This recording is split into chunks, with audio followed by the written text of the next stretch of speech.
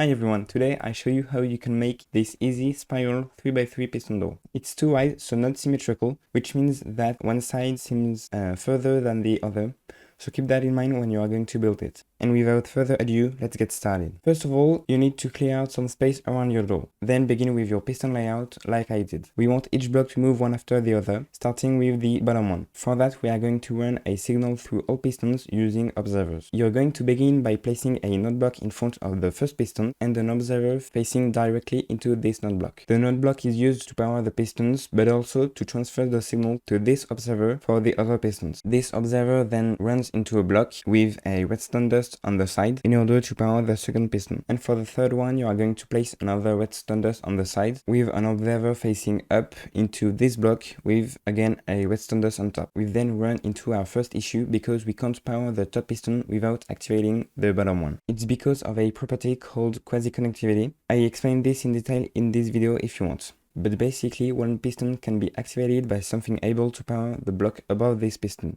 In order to solve the issue, we are going to add another piston on top and power this new one. For that, you just need to add one observer facing up into this block.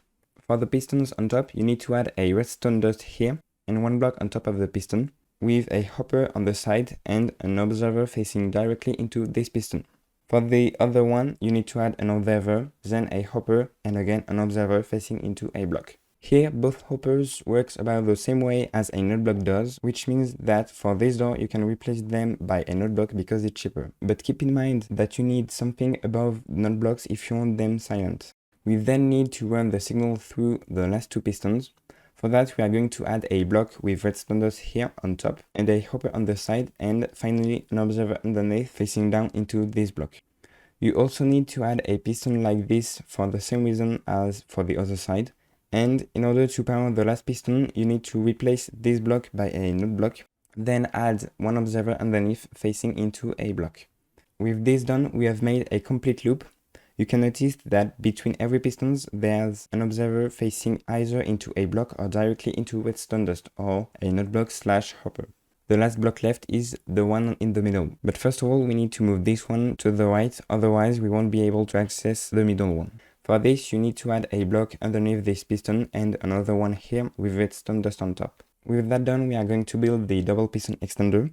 For this, we are going to use this design here that you may have already seen. It's very useful here because it doesn't have the same behavior when there's a block here and when there's not, which enables to have a double extender for the opening and a simple for the closing.